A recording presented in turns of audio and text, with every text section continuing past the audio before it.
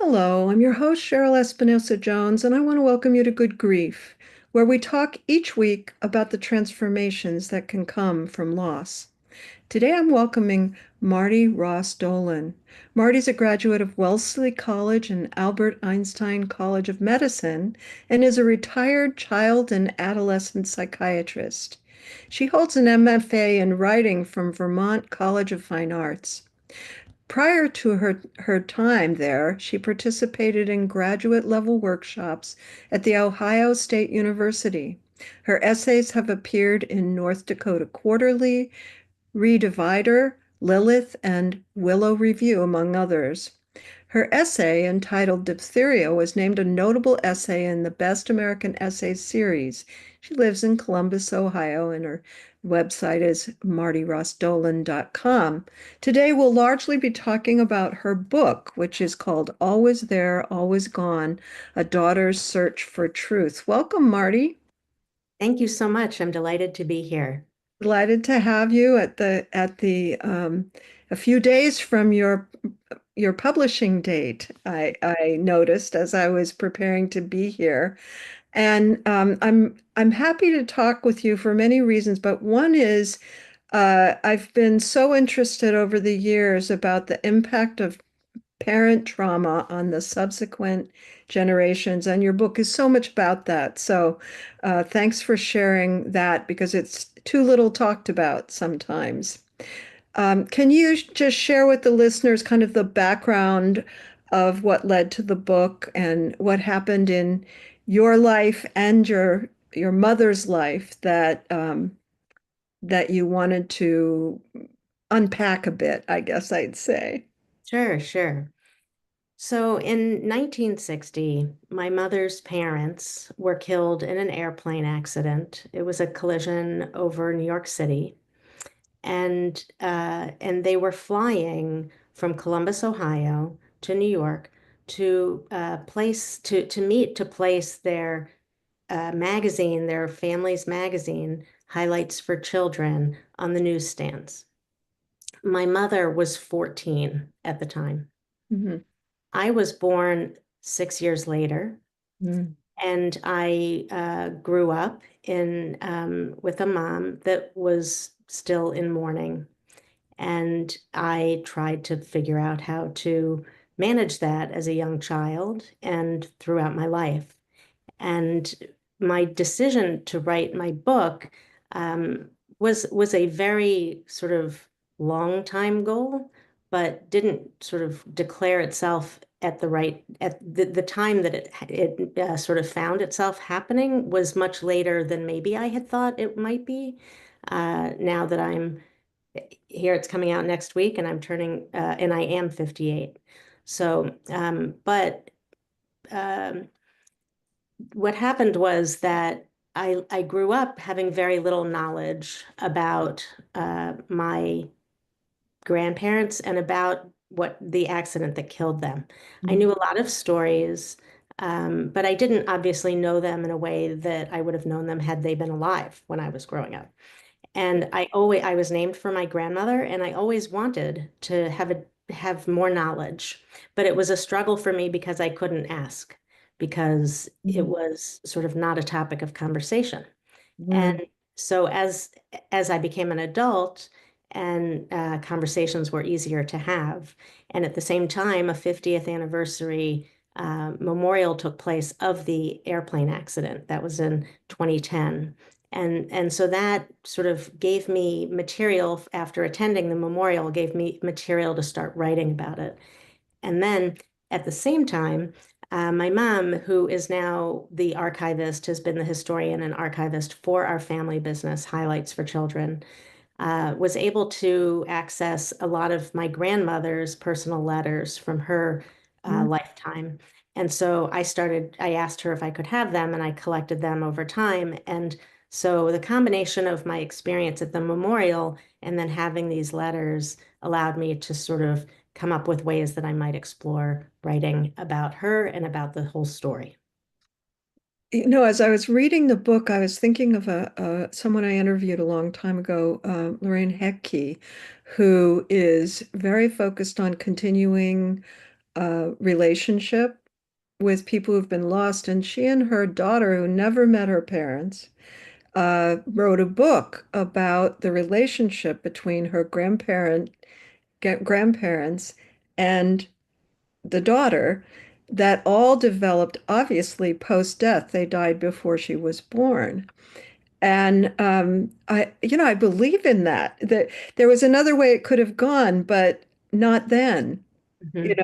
The assumption would be don't talk about it. And then, of course, you'd absorb that because Mhm. every time you might say something, someone would probably seem uncomfortable or distract you. Mhm. So I thought how different it could have been because when you finally dove, it does seem like you created a relationship with them. I totally believe that I did. I developed a solid sort of sense of my grandmother's voice through reading her letters, and I feel in many ways that I did know her or know who she was, what she was like. So if there's one message I can give, don't throw away the letters. There's a lot of letters out there that people have in their basements and their attics, and it's not just talking about the weather, it's also a voice that's talking about the weather. That's So funny because one message. I just transferred from my basement up to my attic, my parents' letters, Uh-huh. Yeah. which I always wanted to read. I haven't gotten to them yet, but a few, but not the whole bunch. Um, and my mother was absolutely protective of them. So maybe I still have a little bit of hesitation, right, from that cause, but I know that that would be profound because it's us before them before me. Oh yeah. Yeah. There's a lot, there's gold in there. I think um you know, choosing to save letters, I think that many people did. I like to think that that was in part because they wanted their voices to continue in some way. And a lot of people have burned letters that they didn't want anybody ever to read. So if they saved them, then I think that's a good, I think that Yeah, that's an entree into it's an invitation. Just the saving is an invitation. Um, and I also think there's value in reading them one after the other. And it took me a really long time to do it.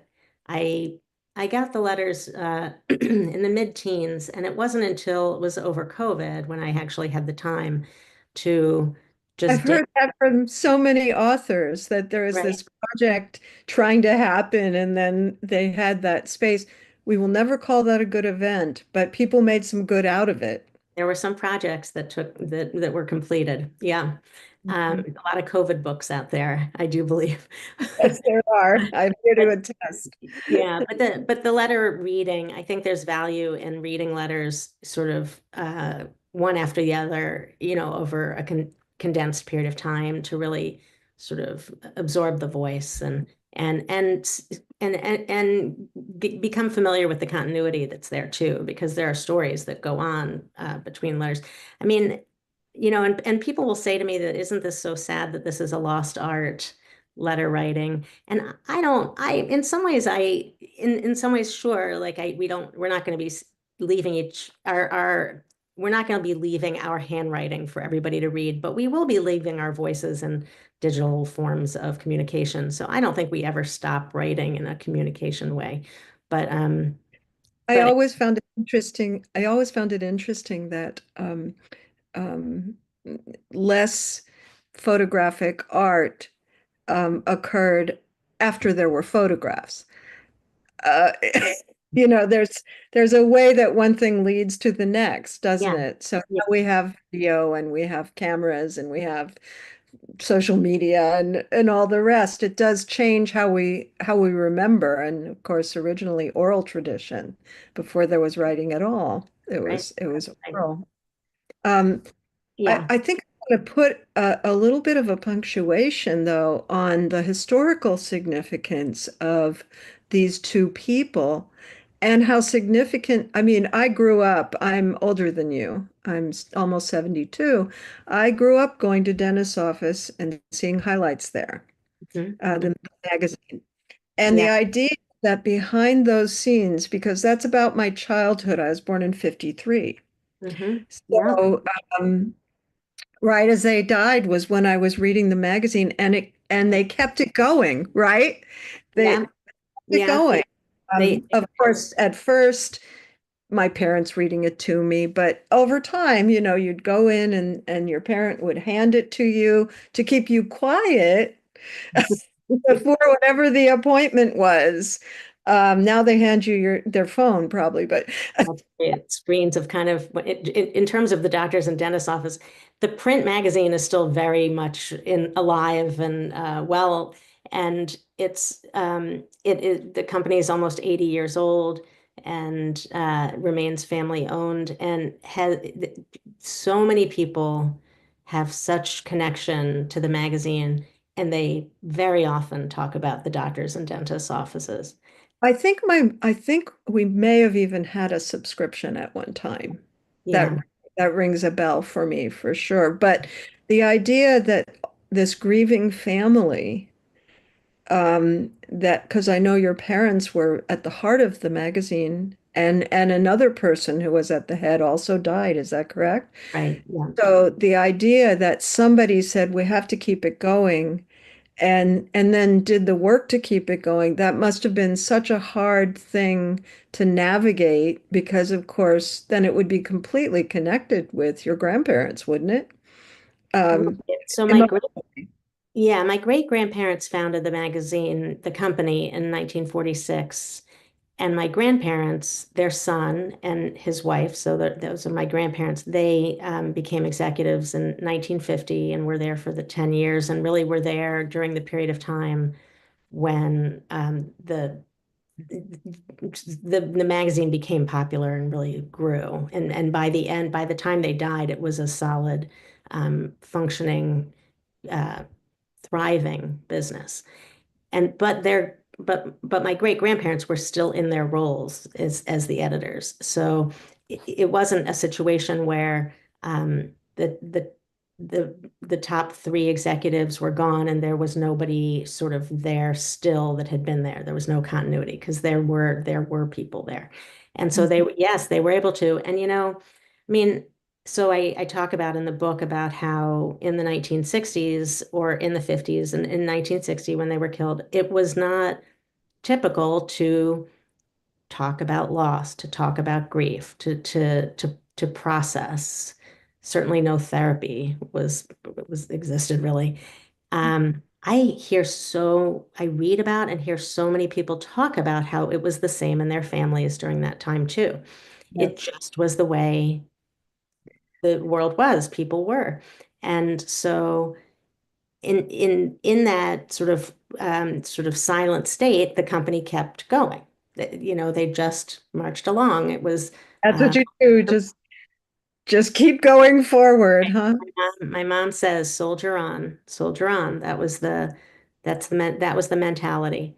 And so not, it just allowed things to move along, I think, in some ways. But you know, we were very fortunate that it was a multi-generation business already and that there was already the investment in continuing over time. Let's let people hear a little bit of the voice of the child in you who was trying to piece this together. Could you share uh, that little piece, higher, higher is the opposite of crying, which is very evocative, by the way. So the book is written in fragments and basically short little chapters. And this is one in the first part of the book called Higher, Higher is the opposite of crying. We moved to a suburb outside of Boston when I was 4, when my father started his medical internship and residency. It took time during these crucial developmental stages of childhood before I knew my mother was different from other mothers because she easily cried. Eventually, I must have decided that she needed my steadiness, and I kept myself at an emotional distance always prepared for her tears. I remained stoic, didn't ask too many questions, contained her grief as best a child could. I became her partner in quiet mourning, a lonely job indeed. My second younger brother was born, and the three of us played in the sandbox my father built in the backyard, with triangle seats of wood at the corners, buckets and sandcastles surrounded by green crabgrass, a metal swing set where I learned to pump my legs. Higher, higher, I yelled through giggles to the parent who was pushing me, breeze sifting through my shoulder-length hair. Higher, higher is the opposite of crying. You eventually, I just shared in your bio, um, became a psychiatrist working with kids. And so I know and I know that kids think they're able to affect things that they really cannot at all. And that passage so makes me think about that this little Marty would think, how do I save my mother from her crying, and that has consequences that are profound. How do you think that affected you later on? Even in maybe choice of career, but in other ways too, perhaps. I think, um, hmm, it's a good question. I think that it probably heightened my sensitivity that I probably was born with already. So it made me just very aware of my surroundings and the way people were feeling and behaving and what they were saying. I had a heightened awareness about that, I think. Heightened awareness about just people's emotions. Mhm. I think that that probably was exhausting. Just wanting to sort of, when had the chance, swing on a swing or whatever it is to just give myself a break from some of that. Not that it was something I was conscious of, but I just think it's how I developed. And in terms of sort of whether or not that it sort of directed me into I think that also I've just always had the interest in human behavior and also really always wanted to help people who were suffering. And so I pursued um, psychiatry. I think it made sense for me. Mm. Yeah. Well, I was thinking, my mother's grandmother died when my grandmother was 12. So and my grandmother ended up raising her siblings because their father was pretty much nowhere to be found. Mm. Yeah. And I could see how that then affected the way that my mother parented me Mm. because when I got to that age, she was out of her depth. She didn't have any, and I think that came from her mother. I think her mother kind of zoned out at that point. Yeah. So it goes generation by generation, doesn't it? I don't think there's any question about, I think there's a lot of talk about multi-generational trauma and whether or not it's biologically inherited. I think the environment is just as Let's come back and talk about that after okay. the break because to me it seems as if it's both. Yeah, Uh, but how they interact, it seems mysterious. So let's talk a bit about that when we get yeah, back. for sure.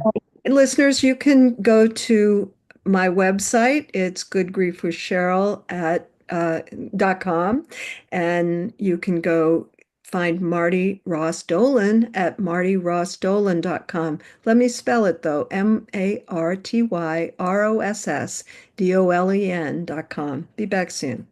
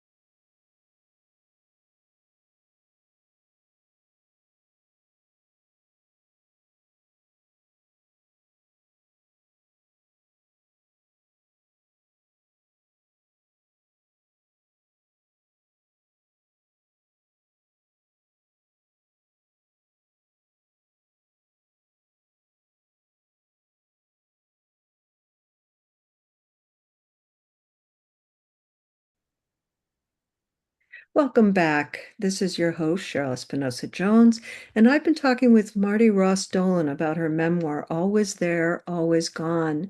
And Marty, before the break, we were dipping our toes into the, uh, I'm assuming, fairly recent development of epigenetics, where the scientists, I'm not one to any great degree, but have they believe pretty much proven that our DNA is impacted by generational traumas that then affect um, the up to 6 generations.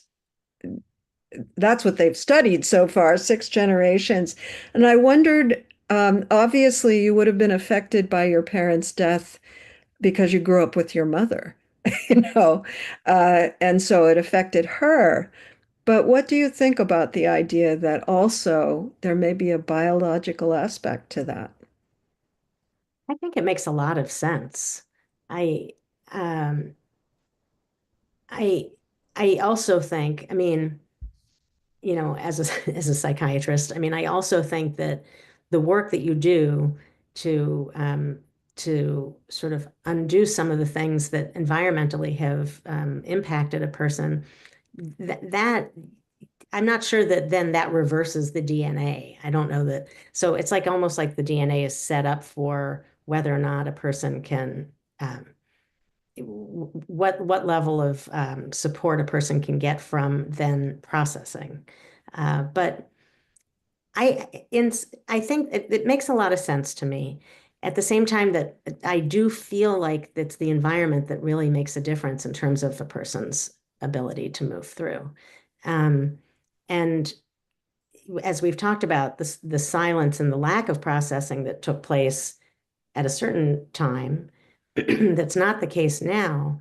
I think, I actually just thinking about what happened uh, between the two world wars and the additional wars, Korean, Vietnam. I mean, there have been the Holocaust. There have been so many traumatic um, sort of places to recognize trauma in that the 20th century that we in Generation X, uh, baby boomers are all still experiencing so much of that now that we're older and grown. And it makes sense to me that now we're all discovering that the impact of what that environment situation was like then. So as much as I believe that the epigenetics are real, and I don't know what you can do with that in terms of treatment, but in terms of the environment, I think we can learn a lot. Well, I'll tell you a way that it's impacted my thoughts some. So, uh, I when I was young, I was in groups, therapy groups here and there, and I would meet um, people whose parents had been in the Holocaust, and they were, of course, affected environmentally.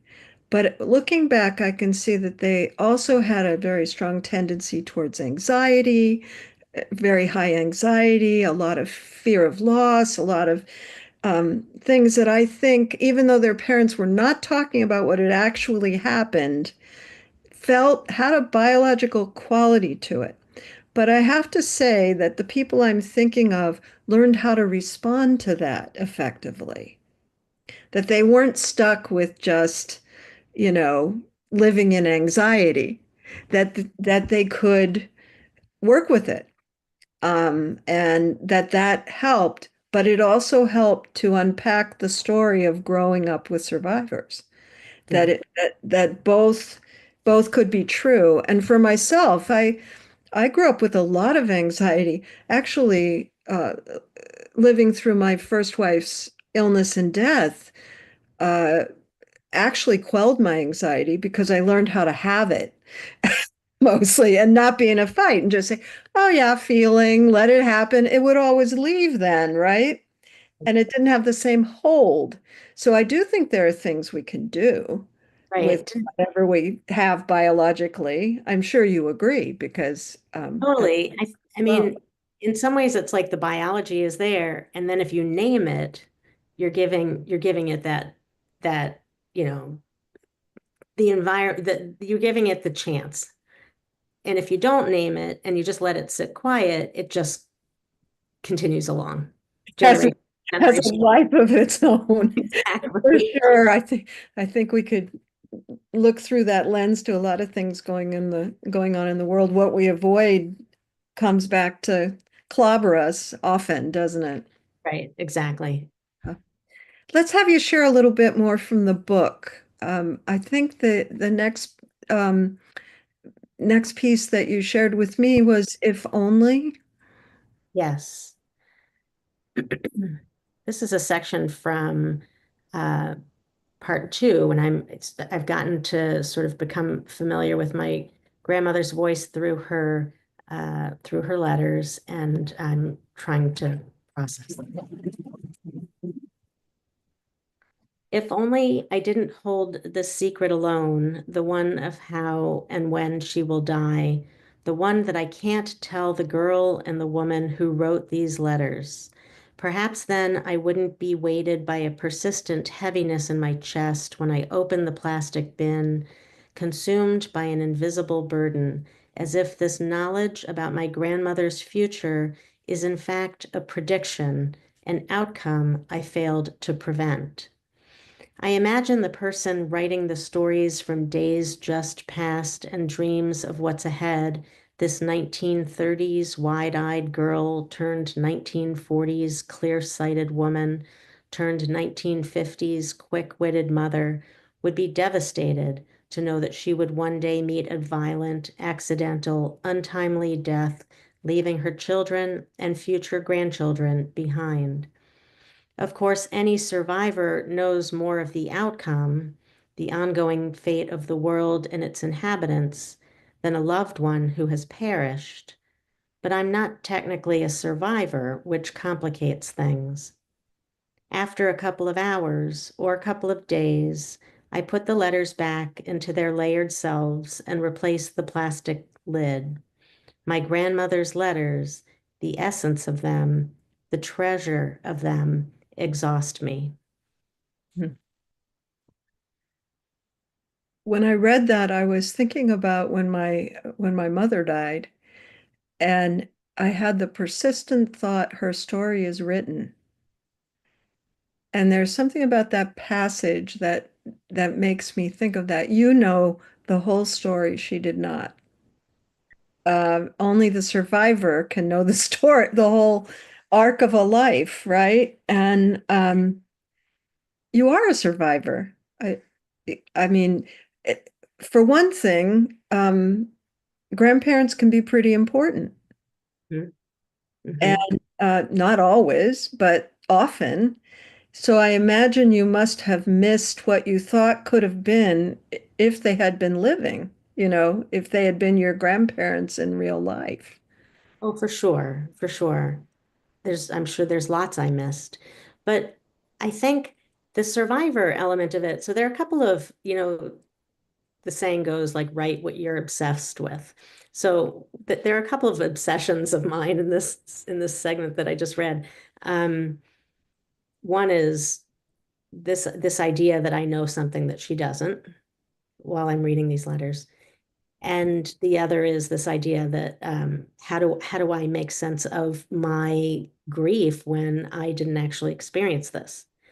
And so, in that survivor question, because you usually think of survivors as people who are present when something happens that leads to a tragedy. Not people, you don't think of um, the grandchildren or the great grandchildren of a Holocaust survivor to be a survivor. Or you don't use that terminology typically. Unless you're me. Uh, well, and also me, like I definitely, that's one of the things I processed through writing is I understood why I do get to have some grief myself, and ultimately it's because I realized that I was raised very similar to the way that my mom was raised in her being surrounded by silence, and I was surrounded by silence. So there's that lack of talking that creates a situation for a person that, they're just trying to crawl out of this state of not knowing, and that's a traumatic state. So, and then in terms of just this obsession with this feeling of like, it's really a destiny kind of question, like how can I know and she doesn't? It's all magical thinking. It's not based in anything that makes sense per se, but it's still very much sort of is in your head, like, could I have prevented this? Is there some magical way that, and no, of course not, but still having that knowledge that makes you feel kind of, it's like almost a weird superpower that isn't really a superpower. Well, it's maybe sometimes easier to grapple with the possibility that you have power than the fact that you have none. Right. Yeah. You Totally. know, Right. um, but I really like what Francis Weller says about grief. He says grief is the distance between what we wish were true and what's true. Mm. And to me, that broadens it into a space where if you have grief, you have grief. It doesn't have to, it, you don't have to qualify. Right. There's no definite, you don't have to have a definition of, you don't have to fit the criteria. Right. There's not check boxes to check. Oh, yeah, you get to have grief because you just Yeah, have it. that's that's right. I really love that quote that you He's mentioned. he's quite wonderful. He wrote I mention him on the show pretty often. His book is The Wild Edge of Sorrow. Quite Okay. a magnificent book. He's a very poetic man, Okay. and the book has some poetry to it. Um, so I Yeah. don't mind advertising him. Thank you. That's Uh, good. so I'm aware in the background of your mother's journey because out of that loss at 14, she married young, had children quite young. I'm A lot of people did at that point, I suppose. But do you think that there was some way in which forming her own family was extra important, having had that experience? Do you feel they're connected in any way? I, my mom was a mother when she was a little girl. She took care of dolls. She took care of her younger siblings, particularly her youngest brother. It was very much a very natural part of who she was. So I think, regardless of what would happen in her life, I think that that was an automatic that she was going to want to be a mother. Uh, and I do think it was pretty common at that time that people did have children young. No, for I sure. think that she was looking to put together a family that maybe she had lost. uh, That's what when I yeah, was wondering I'm about sure that. that there's truth to that. Yeah, I'm sure there is. But I also know that she's just it's so in her nature to be a mother that uh, it wouldn't have mattered what her circumstances would have been. In her baby book that my grandmother kept, my grandmother talked about how much my mother was a little mother, and my grandmother would uh, leave a lot of the mothering responsibilities for the youngest sibling to my mother, even though, because she even says in the baby book she does a better job than I do. Oh my It's goodness. really part of nature. So, she also seems like a person, a searcher, your mother, Hmm. Hmm. always looking for something. Do you think um, I would think that would get highlighted with something like this, searching for explanations for the universe in a way, um, Hmm. but also generational, you know. I would think that she um, would have been affected by all the searching that I was, for instance, in generationally. But Mhm. what do you make of that? Because you talk some in the book about her kind of looking for ways to grapple with life. Right. She went through some periods of belief in clairvoyance, um, believing she could sort of there maybe a sixth sense, palm reading. Uh, some a lot of this she has moved through, although I think there's still some, things that everybody loves, astrology and tarot cards, but I do think that there was some part of that I think it was fun and enjoyable for her. And I also think I agree that there was some sort of, you know, looking for some level of control in being able to try to predict the future or know something that other people don't know or get messages in some way. Um, yeah, I think that there is, and I think for sure she's a very passionate person about ancestry and learning as much as you can about prior generations, and I that's all searching too. And I certainly inherited a lot of that from her because that's something I love also. So we share that. But she's a very resilient person, and she's done, a lot of her own work, and but I I think she has used so many of her talents in a good way to better her life in terms of that searching quality. Well, of course, that's the theme of this show. What do we make of our calamities? You know, Hmm. h- how does challenge turn into something eventually? And I think you'd both be examples of that, wouldn't you? Kind of um, not getting really stopped by it.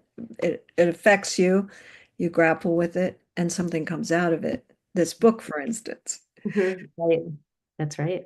Let's go to our second break and then we'll come back and talk some more.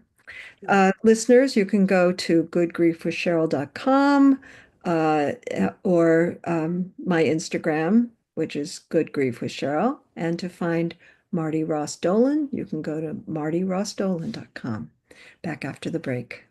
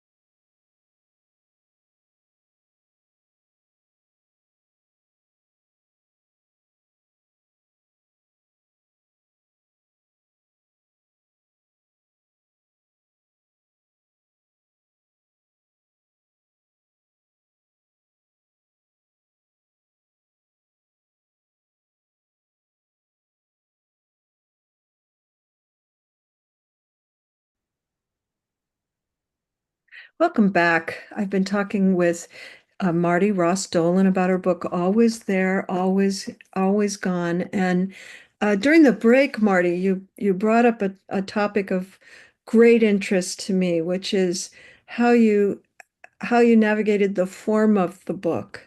And I was saying, um, so we should say what we're talking about, which is kind of short vignette chapters, uh, not being particularly married to chronology, uh, kind of doing it as it came to you.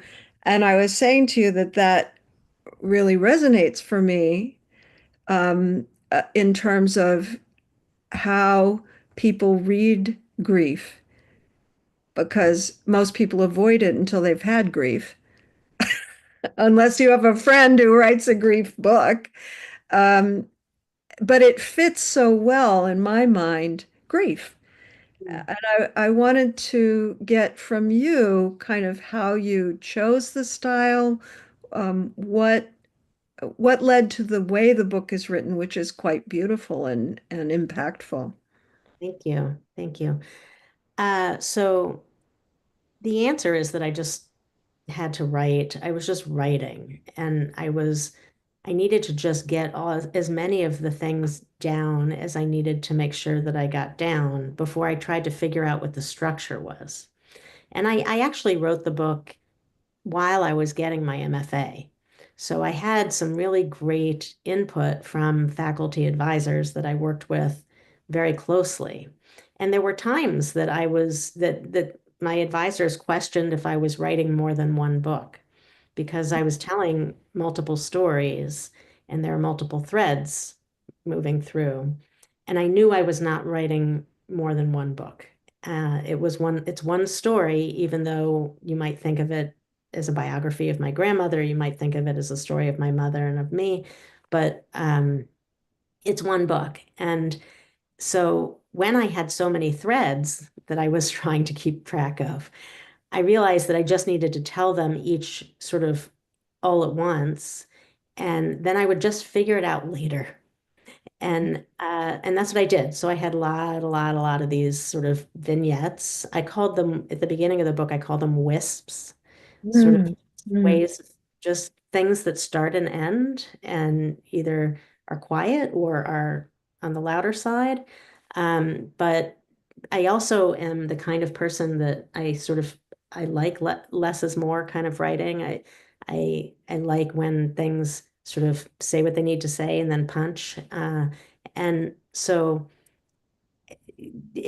while I was writing, I was like, I don't know how this is going to turn into a book because this isn't like, a sort of a traditional narrative. But then it became clear to me that I could just make these all fit into one thing. And just the challenge was figuring out the order of them.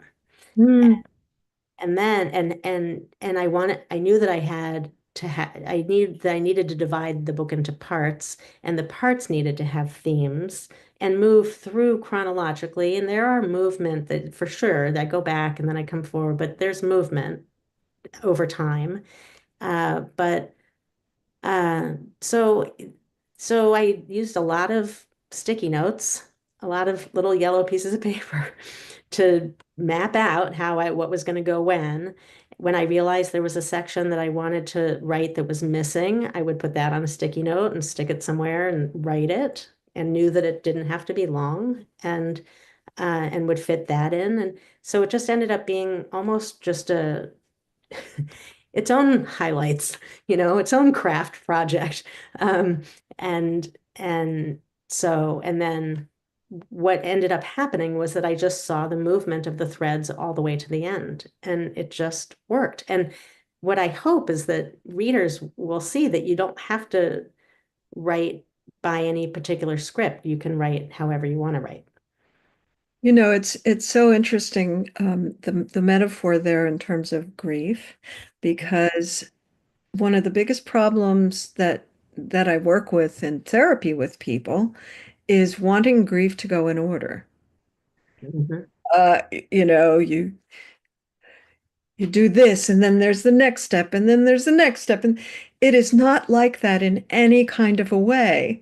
And people struggle with that so much. But the people who surrender to it do okay. Mhm. I feel grateful that I had some practice by the time my first wife died in just taking it as it comes, right? Because that's what grief is. It doesn't care that you want things to go in order whatsoever. So you allowed your book to have that same energy. Unfold that way. That's great. Yeah, that is a great metaphor. I mean, Elizabeth Kubler-Ross in the late 60s gave the different stages of grief. And I think she did a huge service because now we have a language for it. But I agree with you that it doesn't necessarily all have to happen in order. And And and I want to say, because I always say this when someone brings her up, I interviewed her son. oh, And I said, "What the heck is it with these stages? What's the stages thing?" And he said, "Well, when she wrote the book, she was a new English speaker, and uh, she went to the dictionary to try to find a word that would connote what she was trying to say. And it wasn't perfect, but the closest she could get was stages.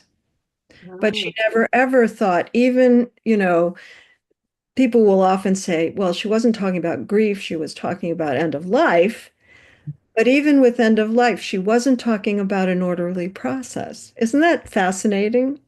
it's But really we love to, and similarly, I have something I teach for aspects to pay mm, attention to, having the feelings, finding solace and comfort, finding inspiration, and taking action that matches.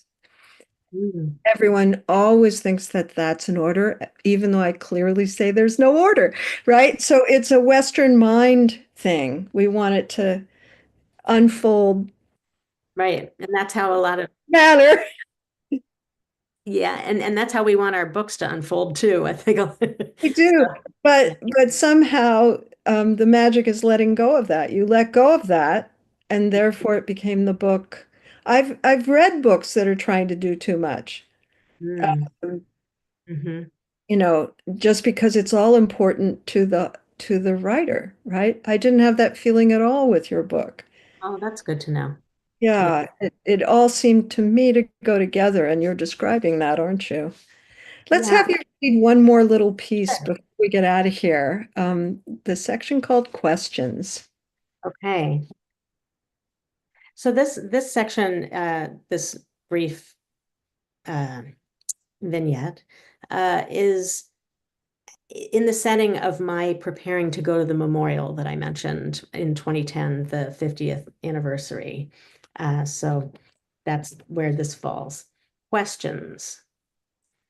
It's as if your grandparents died yesterday and you were preparing for their funerals, but they didn't die yesterday. They died 50 years ago, and you didn't know them, but you are mourning as if you did. My husband was right. In my mind, the accident had just happened.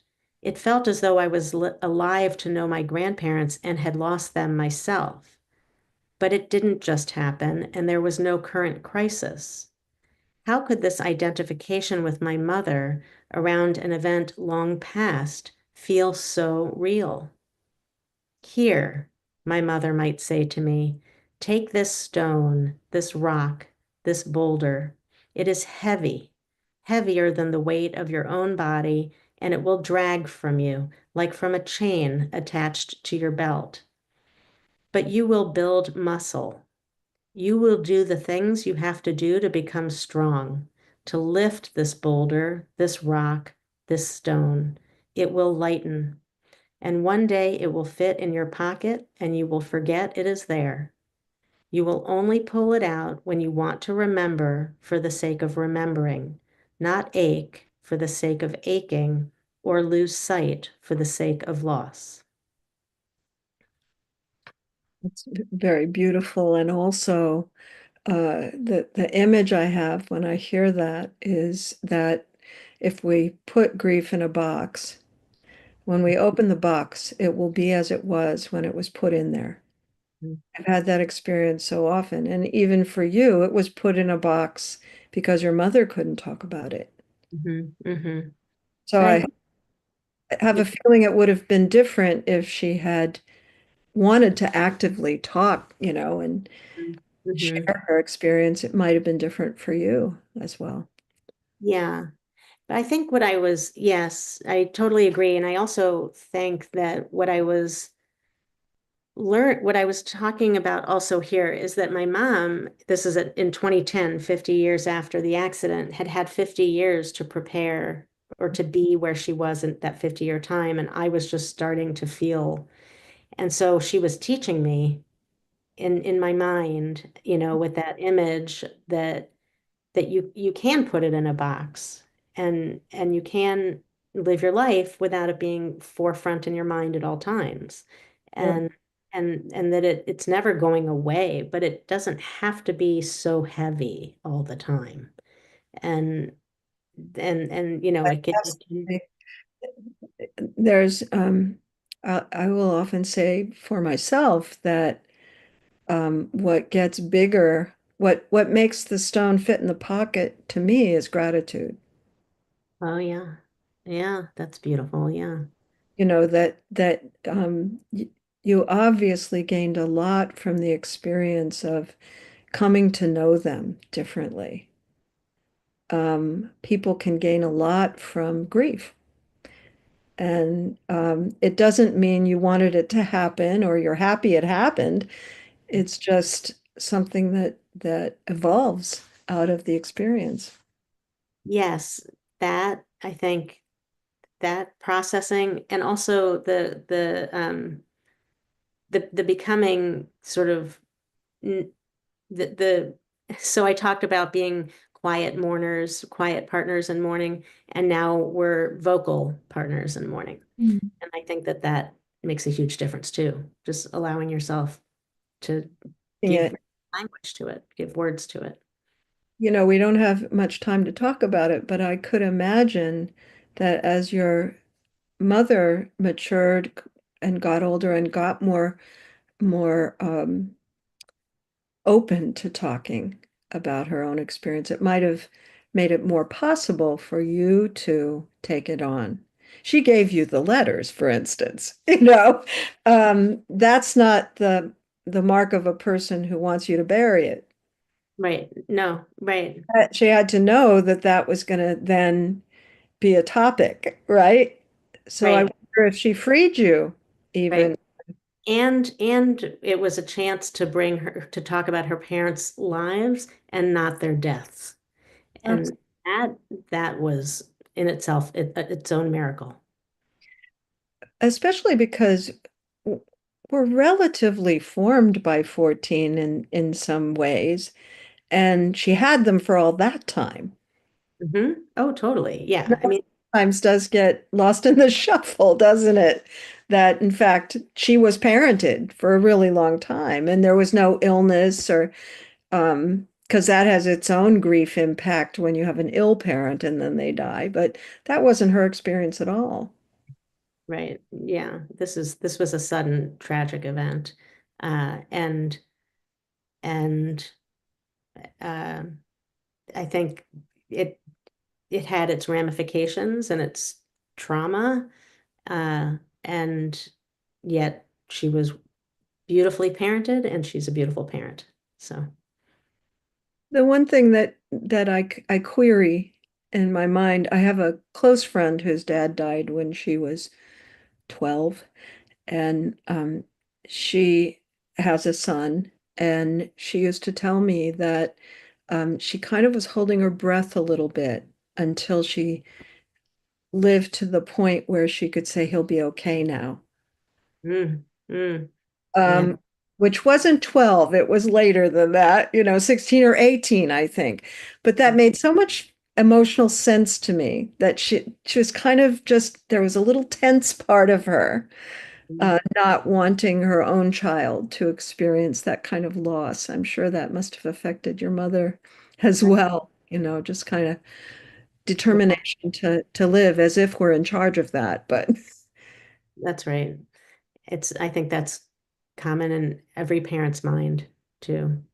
Yes, but when you've actually lost your parent, I think it has a different Or, force for sure. or if it's part of your multi-generational story. Right. Well, Marty, thank you. I've really enjoyed our conversation. I hope your book is a great success Thank you so much, Cheryl. It's really been a pleasure. and a pleasure for me too. And listeners, go to martyrossdolen.com to find more about Marty and the book.